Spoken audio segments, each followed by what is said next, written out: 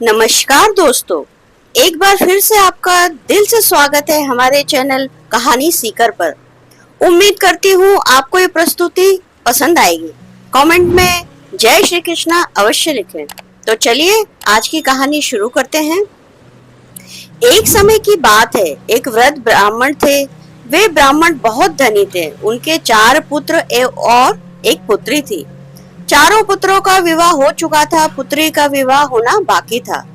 ब्राह्मण बहुत वृद्ध थे और तीर्थ यात्रा करना चाहते थे, परंतु वृद्धा अवस्था के कारण वे स्वयं अकेले तीर्थ यात्रा पर नहीं जा सकते थे। उनके चारों पुत्र अपने पिता का कहना नहीं मानते थे और सभी अपनी अपनी गृहस्थी में इतने व्यस्त थे कि उनके पास अपने पिता को तीर्थ यात्रा पर ले जाने का समय ही नहीं था। एक दिन वृद्ध ब्राह्मण ने अपने गांव के रहने वाले गरीब ब्राह्मण के पुत्र महेश से कहा, अरे भैया, तुम काम के लिए इधर उधर भटकते फिरते हो। यदि तुम मुझे तीर्थ यात्रा करा लाओ तो मैं तुम्हारे खाने पीने की व्यवस्था कर दूंगा और तुम्हें कुछ धनराशि भी दे दूंगा। महेश भगवान श्री कृष्ण का बहुत भक्त था। वह बोला, यह तो बहुत अच्छी बात है, आपके साथ मुझे भी तीर्थों के दर्शन हो जाएंगे। महेश तीर्थ यात्रा पर जाने के लिए सहर्ष राजी हो गया। दोनों तीर्थ यात्रा पर निकल पड़े। वृद्ध ब्राह्मण जहाँ जहाँ जाना चाहते थे, महेश उन्हें उन तीर्थों पर ले गया। पूरे मार्ग में महेश ने उन ब्राह्मण की बहुत सेवा की और हर तरफ से उनका ख्याल रखा और उन्हें किसी प्रकार का कोई कष्ट नहीं होने दिया। यात्रा करते करते वे दोनों वृंदावन पहुंचे। वृंदावन में वृद्ध ब्राह्मण बीमार हो गए। महेश ने उनकी खूब सेवा की और उन्हें कुछ दिनों में ही स्वस्थ कर दिया। महेश की सेवा से वृद्ध ब्राह्मण का हृदय द्रवित हो गया, इसलिए वह उसे कुछ देना चाहते थे। जब वे दोनों वृंदावन में श्री ठाकुर जी के दर्शन कर रहे थे, तब उस समय वृद्ध ब्राह्मण ने महेश से कहा, बेटा, तुमने मेरी बहुत सेवा की है, मैं तुम्हें क्या दान दे सकता हूँ। मेरी एक पुत्री है जो बहुत सुंदर और गुणवान है। मैं चाहता हूँ तुम उससे विवाह करो और मैं तुम्हें बहुत सा धन भी दे दूंगा। महेश बोला, बाबा, तुम यहाँ बोल रहे हो कि तुम अपनी पुत्री का विवाह मुझसे करोगे, लेकिन क्या तुम्हारे चारों पुत्र इस बात को मानेंगे? वृद्ध ब्राह्मण बोला, मेरे पुत्र मेरी बात क्यों नहीं मानेंगे? मैं ठाकुर जी को साक्षी करके कहता हूँ, मैं अपनी पुत्री का विवाह तुमसे करूंगा और तुम्हें धन संपत्ति भी दूंगा। कुछ दिनों बाद वे दोनों तीर्थ यात्रा करके घर लौट आए। घर आने के बाद वृद्ध ब्राह्मण अपनी पुत्री के विवाह की बात अपने पुत्रों से कहने की हिम्मत नहीं जुटा सका। 1 महीने से अधिक का समय बीत गया। उधर महेश को विवाह संबंधित कोई सूचना नहीं मिलने पर वह उन वृद्ध ब्राह्मण के घर चला गया। घर जाकर उसने वृद्ध ब्राह्मण को उनका वचन याद दिलाया कि आपने अपनी पुत्री का विवाह मुझसे करने का वचन दिया है, तो आप अपनी पुत्री से मेरा विवाह कब करवा रहे हैं? गरीब ब्राह्मण के मुख से ऐसी बात सुनकर वृद्ध ब्राह्मण के चारों पुत्र क्रोधित हो गए। उन चारों ने मिलकर महेश की पिटाई कर दी और उससे कहा कि तेरी हिम्मत कैसे हुई हमारी बहन से विवाह करने के बारे में सोचने की? तेरी हैसियत ही क्या है जो तू हमारी बहन से विवाह करेगा? महेश बोला, मैं जानता हूँ आपके सामने मेरी कोई हैसियत नहीं है, लेकिन आप ही के पिताजी ने मुझे वचन दिया था कि वे अपनी पुत्री का विवाह मुझसे करेंगे। अपने पुत्रों का ऐसा उग्र रूप देखकर वृद्ध ब्राह्मण अपने वचनों से पलट गया और बोला, तुम्हें याद नहीं है कि मैंने तुम्हें ऐसा कोई वचन दिया था? महेश बोला, अपने वृंदावन में श्री ठाकुर जी को साक्षी करके मुझे वचन दिया था कि आप अपनी पुत्री का विवाह मुझसे करेंगे। वृद्ध ब्राह्मण बोला, मुझे ऐसी कोई बात याद नहीं है। इसके बाद ब्राह्मण के चारों पुत्रों ने महेश को पीटकर भगा दिया।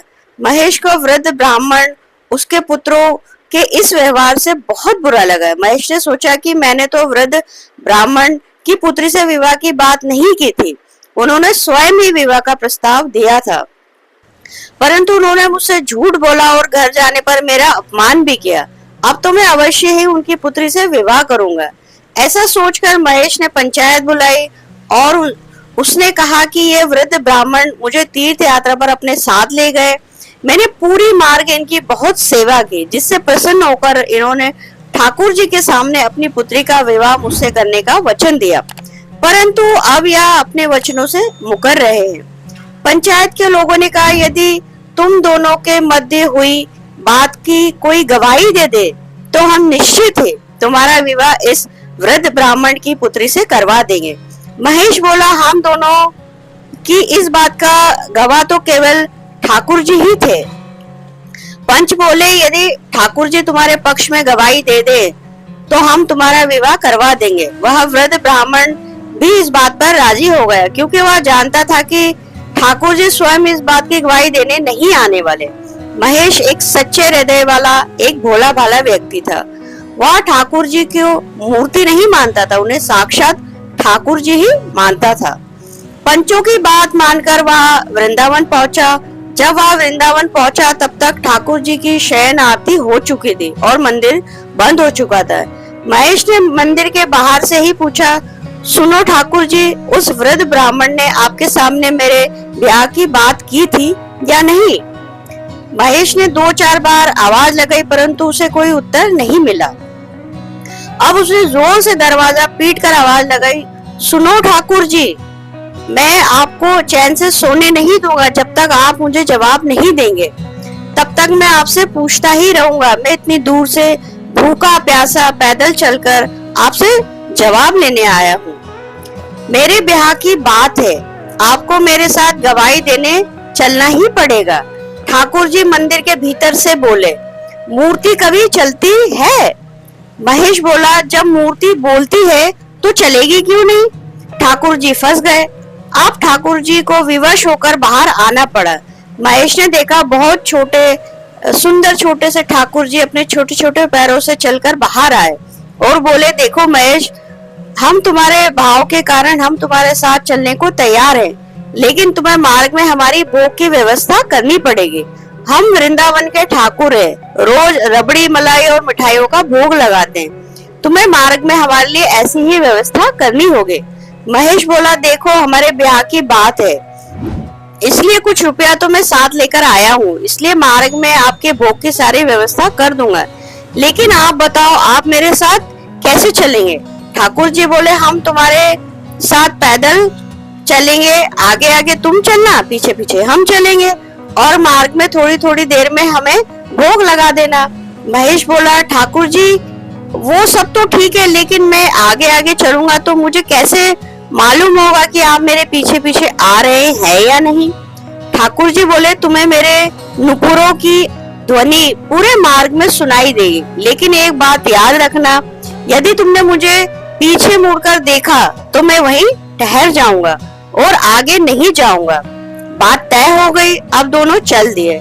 महेश मार्ग में समय समय पर ठाकुर जी को भोग लगाता हुआ आगे बढ़ रहा था और उसे अपने पीछे ठाकुर जी के नुपुरों की ध्वनि भी सुनाई दे रही थी।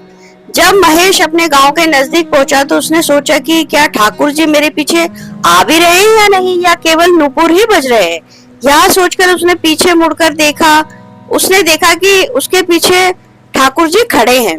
महेश बोला, चलिए ठाकुर जी, अब गांव कुछ ही दूरी रह गए है। ठाकुर जी बोले, अब मैं कहीं नहीं जाऊंगा, हमारी बात तय हुई थी, अगर तुम मुझे पीछे मुड़कर देखोगे तो मैं वहीं स्थिर हो जाऊंगा। अब तुम्हें जिसको भी बुलाना है यहीं बुलाकर ले आओ, मैं गवाही दूंगा। महेश गांव में दौड़ता हुआ गया और सबको चिल्लाकर बताया, वृंदावन के ठाकुर जी पधारे हैं गवाही देने के लिए। यह सुनकर सारे गांव के लोग जमा हो गए। पंचायत बैठ गई। सबने ठाकुर जी के दर्शन किए। ठाकुर जी ने सबके सामने भक्त महेश के वचन की रक्षा के लिए गवाही दी कि हाँ, इस वृद्ध ब्राह्मण ने मेरे सामने अपनी पुत्री का विवाह इस गरीब ब्राह्मण महेश से करने का वचन दिया था और उसे धन देने की बात भी की थी। ठाकुर जी को साक्षात गवाही देते सुनकर उस वृद्ध ब्राह्मण का झूठ सभी के सामने आ गया और पूरे गांव के सामने वह लज्जित हो गया। अब उसने अपनी गलती भी मान ली। ठाकुर जी की गवाही पर पंचों ने महेश का विवाह उस वृद्ध ब्राह्मण की पुत्री से करवा दिया।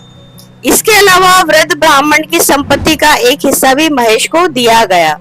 जिस जगह ठाकुर जी की मूर्ति स्थापित हुई थी, फिर बाद में वहां पर एक भव्य मंदिर का निर्माण कराया गया, जिसे वर्तमान में हम साक्षी गोपाल मंदिर के नाम से जानते हैं।